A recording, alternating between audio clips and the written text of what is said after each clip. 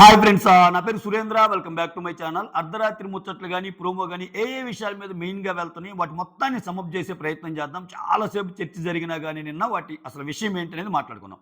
దానికంటే ముందు ఒక చిన్న రిక్వెస్ట్. చాలామంది సౌండ్ క్లారిటీ లేదంటున్నారండి. నేను చాలా మందిని అడిగాను. సౌండ్ కరెక్ట్‌గానే వస్తుంది అంటున్నారు. సో, ఆ ఇష్యూ వచ్చే ఒకరిద్దరికి వాళ్ళ డివైసెస్‌లో వాల్యూమ్ సెట్టింగ్స్ ఏమన్నా పెంచుకోవటం అటువంటివి ఏమన్నా ఉంటే ఉండొచ్చు. ఎందుకంటే దాన్ని రెక్టిఫై చేద్దామని నేను చాలా మందితో అడిగాను. మాకేం ఇష్యూస్ లేవంటున్నారు. చిన్న ఇదనమాట. సౌండ్ ఇష్యూస్ వస్తున్నాయి అనే వాళ్ళకి. యెస్. రాత్రి అసలు అర్ధరాత్రి ముచ్చట్లో ఏం జరిగినాయి అనేది మాట్లాడుకుందాం. నామినేషన్స్ అయిపోయాక సోనియా ఒక మాట అంటది. ఏమంటది? "నా ఆట నీకెందుకు గనిపిస్తది?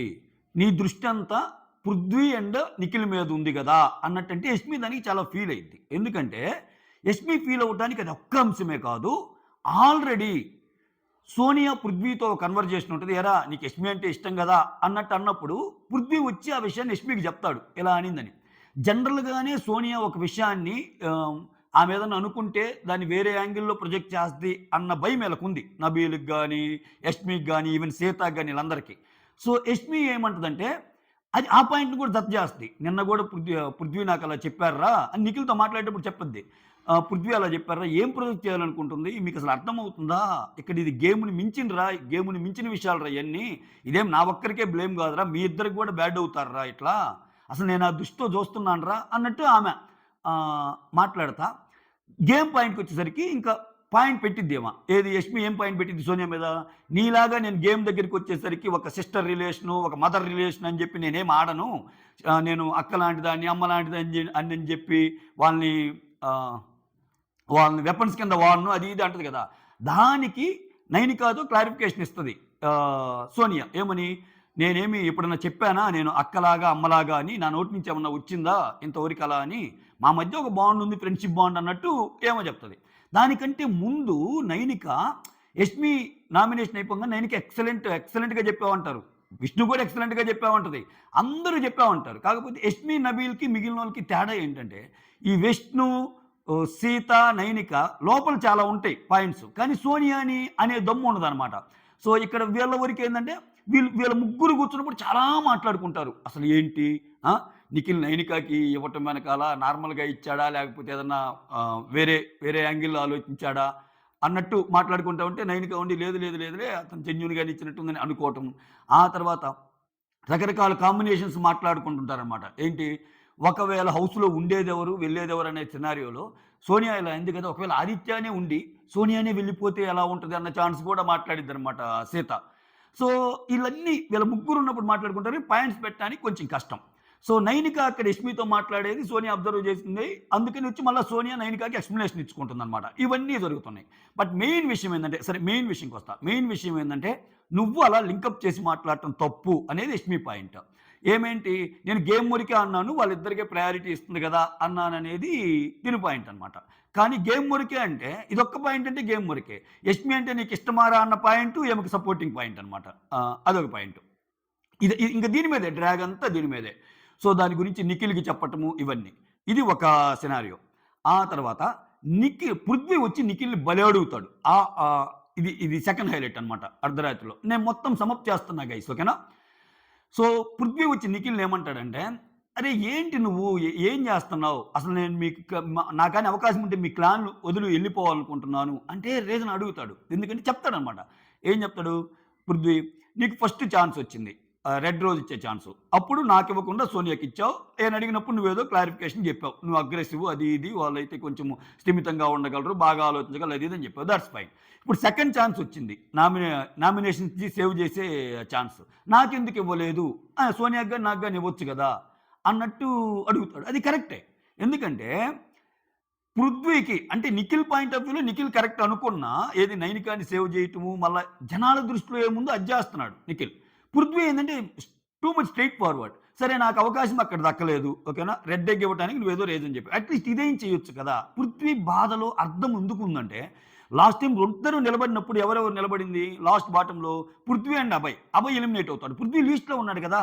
సో, ఒక తమ్ముడు అభిమానం అనేది ఉంటే నువ్వు నన్ను చేయొచ్చు కదా! అనేది ఈయన పాయింట్ పాపం. కరెక్టే కదా! పృథ్వీ గేమ్ నేను చాలా రోజులు చెప్తున్నాను. ఇతను చాలా స్ట్రెయిట్ ఫార్వర్డ్. చాలా స్ట్రెయిట్ ఫార్వర్డు. చాలా కన్నింగ్‌నెస్ ఉండదు పృథ్వీలో. ఏదైనా గట్టిగా మాట్లాడతాడు. అగ్రెసివ్ వచ్చినప్పుడు పదాలు దొర్లుతాడు. అది ఒక్కటి గాని ఉంచుకోగలిగితే సూపర్ ప్లేయర్ ఇతను అంతే. నాకు నిజంగా సోనియా, నిఖిల్, పృథ్వీ ఈళ్ళ గ్యాంగ్‌లో నాకు పృథ్వీ నచ్చుతాడు.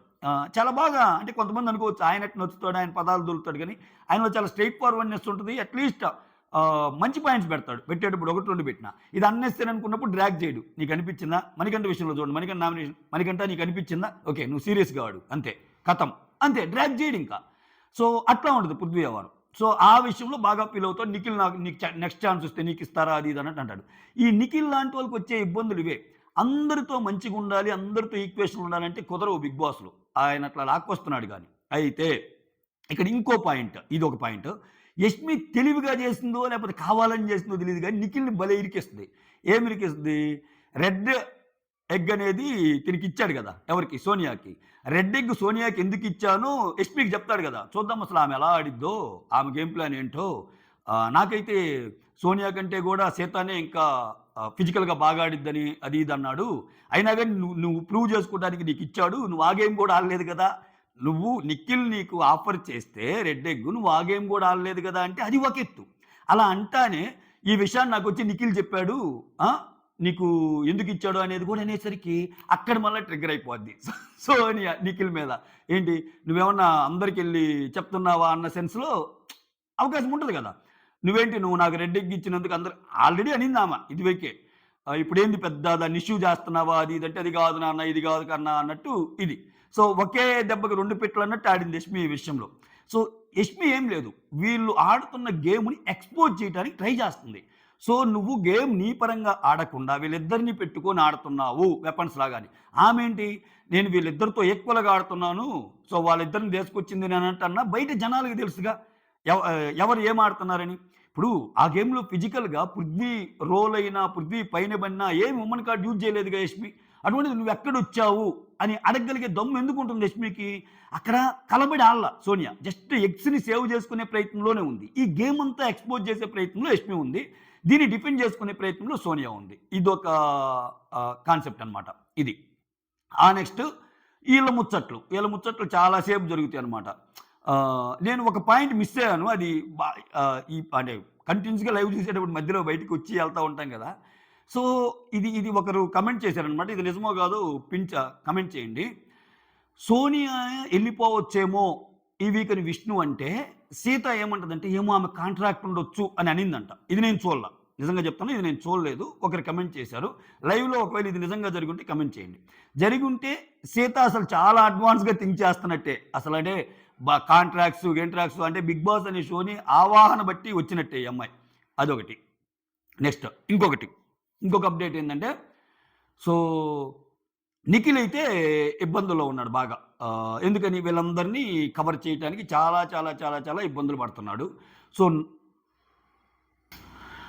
మెయిన్ ఈ పాయింట్ చుట్టూనే తిరుగుతుంది. యష్మి ఫీల్ అవ్వటానికి రీజను లింకప్ చేయటము, సోనియా డిఫెండ్ చేయటము, నిఖిల్ అందరికీ చెప్పినందుకు ఏమో సీరియస్ అవ్వటము, ఇటు విష్ణుప్రియ వోళ్ళు, నైనిక, సీత వీళ్ళేమో గేమ్‌ని అనలైజ్ చేసుకోవటము, ఇవన్నీ జరుగుతున్నాయన్నమాట.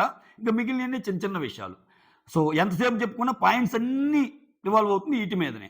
నెక్స్ట్ సీత చీఫ్ ఎలా అయింది అనే దానికి ఈరోజు ఎలాగో జరుగుతుంది కదా! దానికి వస్తున్న అప్డేట్స్ ఏంటంటే, ఒక హ్యామర్ ఉంటుంది గార్డెన్ ఏరియాలో. ఆ హ్యామర్ ఎవరికైతే దొరికిద్దో వాళ్ళు సెలెక్ట్ చేయాలి. అక్కడున్న వాళ్ళు ఎవరు చీఫ్‌గా పనికిరారని పగలగొట్టాలి గదా!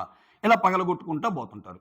లాస్ట్ రౌండ్‌కొచ్చేసరికి నైనికాది పగిలిపోద్ది. నైనికాది పగిలిపోయేటప్పటికి ఇంకా 2 ఉంటాయి అక్కడ. ఎవరెవరియి? సీతాది అండ్ దెన్ ప్రేరణాది. ప్రేరణాది ఉంటది. ప్రేరణాది ఉన్నప్పుడు నైనికాకి పవర్ ఇస్తాడు బిగ్ బాస్. ఇది బయట నుంచి వస్తున్న అప్డేట్. సీతాకి పవర్ ఇచ్చినప్పుడు సీత ఏం చేస్తది? నైనికాని సెలెక్ట్ చేస్తది. ప్రేరణని రిజెక్ట్ చేస్తది. అంటే బిగ్ బాస్ సీతని చేయాలనుకున్నాడు. ఇప్పుడు వాళ్ళిద్దరిలో ఉన్నప్పుడు ఇంకోటి ఏదైనా పెట్టొచ్చు. వాళ్ళిద్దరిలో ఉన్నప్పుడు ఒక పవర్ ఇచ్చాడు అంటే ఖచ్చితంగా ఇంకా సీత అవ్వాలని ఉన్నట్టే కదా! ఎందుకంటే నైనిక సీత ప్రేరణ అన్నప్పుడు సీతకే ఇస్తది కదా! సో, అట్లా అనిపించింది. సో, సీత అలా నైనికాకి ఇచ్చిన పవర్‌తో చివరికి వీళ్ళిద్దరిలో ఒకరిని సెలెక్ట్ చేసుకోవాలనుకున్నప్పుడు ఏమో సెలెక్ట్ చేసుకుంది నైనిక అనేది బయట ఉన్న అప్డేట్ అనమాట. యాజ్ ఇట్ ఈస్‌గా నేను మీకు చెప్పే ప్రయత్నం చేశా. ఇది.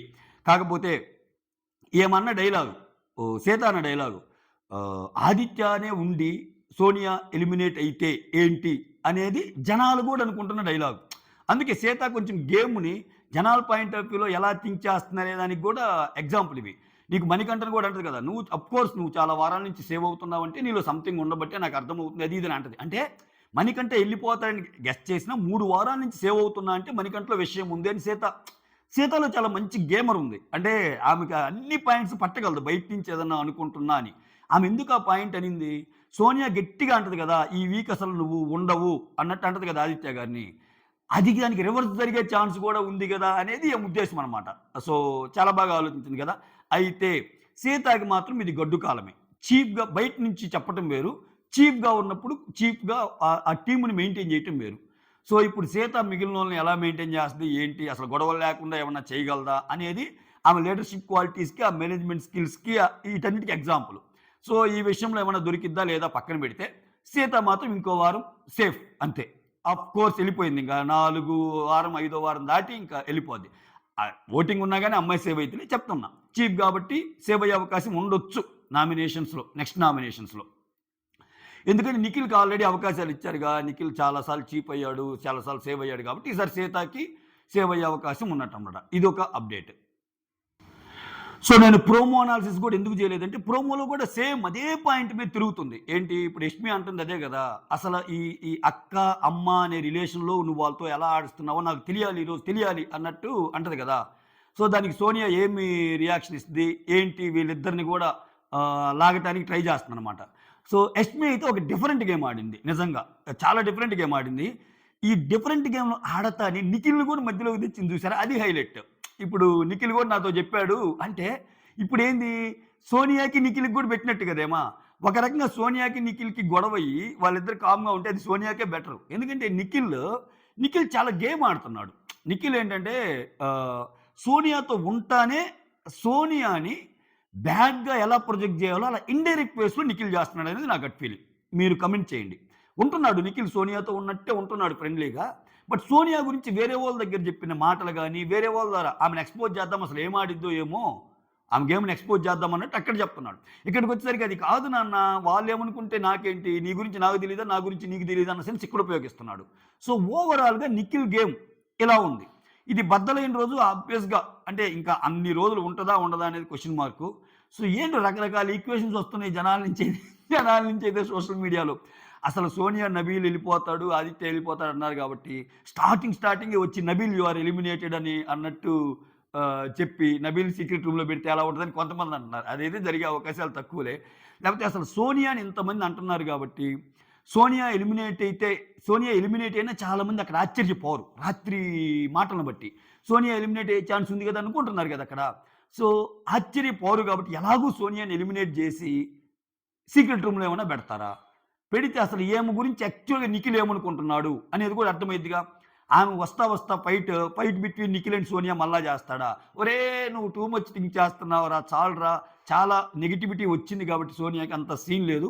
నీట్‌గా ఈ వీక్‌తో ఎలిమినేట్ అయ్యి ఆమెను ఇంటికి పంపిస్తారు. ఇంతకు మించి నెగటివిటీని ఒక బిగ్ బాస్ కంటెస్టెంట్‌కి ఆపాదించడం కూడా కరెక్ట్ కాదని ఒకవేళ వాళ్ళు జెన్యూన్‌గా ఫీల్ అయితే అంతే కదా! ఒకానొక సందర్భంలో ఒక నెగటివిటీ ఒక స్టేజ్ మించి ఎళ్తుందన్నప్పుడు వాళ్ళు ఫేవర్‌గానే థింక్ చేస్తారు కంటెస్టెంట్‌కి. ఇంక మంచి మాటలు చెప్పి లాస్ట్ 2 డేస్ ఒక మంచి ఫుటేజ్ ఏసి సోనియానేమన్నా బయటికి పంపించే మార్గం చేస్తారా?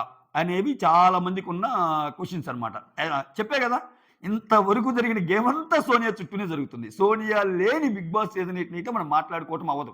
నువ్వు ఎంత ట్రై చేసినా, ఎంత అవాయిడ్ చేసి మాట్లాడదాం అనుకున్నా అవ్వదు. నువ్వు యష్మి, నిఖిల్ గురించి మాట్లాడేటప్పుడు మధ్యలో సోనియా మ్యాటర్ ఉంటది. యష్మి, పృథ్వీ గురించి మాట్లాడేటప్పుడు మధ్యలో సోనియా మ్యాటర్ ఉంటది. సోనియా, విష్ణుప్రియ గురించి మాట్లాడేటప్పుడు మధ్యలో సోనియా మ్యాటర్ ఉంటది. సోనియా నామినేషన్ పాయింట్ గురించి మాట్లాడేటప్పుడు సోనియా మ్యాటరే ఉంటది. నబీల్ అసలు ఇంత హై అయిన దానికి కారణం నబీల్, సోనియా మ్యాటర్ ఉంటది. సోనియాని పక్కన పెట్టి బిగ్ బాస్ సీజన్ 8ని చూడలేం మనం. అదైతే పక్కా. సో, అటువంటి సోనియాని ఇంకా ముందుకు పంపిద్దాం. ఇంకా ఆమె గేమ్‌ని ఇంకొంచెం బెటర్ వేలో థింక్ చేయడానికి స్కోప్ ఉంటది సీక్రెట్ రూమ్‌లో పెడితే అని థింక్ చేసి సీక్రెట్ రూమ్‌లో పెడితే రెట్టించిన ఉత్సాహంతో ఆమె వస్తది. అది ఒక యాంగిల్ ఉంది. సో, ఈమె మారదు. ఈమ ఈమ వాళ్ళకుంటది కదా! వాళ్ళకొక టీమ్ ఉంటది కదా! సీక్రెట్ రూమ్‌లో పెడితే ఇంకా ఎక్కువ అగ్రెసివ్‌గా బిహేవ్ చేస్తది అని ఫీల్ అయితే ఎలాగో మంచిదే అని చెప్పి ఎందుకు నెక్స్ట్ వైల్డ్ కార్డ్స్ ఎంట్రీస్ వస్తున్నాయి. వైల్డ్ కార్డ్ ఎంట్రీస్‌లో లేడీస్ ఎక్కువ ప్రస్తుతానికి మాట్లాడుకుంటున్న దాన్ని బట్టి. ఇవన్నీ ఇంతమంది ఉండంగా ఎందుకులే ఆఫ్‌కోర్స్ కొత్త గేమ్ లాగా ఉంటది. జనాలు కూడా వెక్స్ అయిపోయి ఉన్నారు గేమ్‌తో అనుకుంటే సోనియాని పంపించడానికే ఛాన్సెస్ ఎక్కువ ఉండే ఛాన్సెస్ ఉంటాయి అనమాట. సో మీకేమనిపించిందో కమెంట్ చేయండి. That's all. Thank you so much. Videos నచ్చుతుంటే లైక్ చేయండి. కొత్తగా ఎవరైనా చూస్తుంటే సబ్స్క్రైబ్ చేయండి. సైనింగ్ ఆఫ్ మీ సురేంద్ర.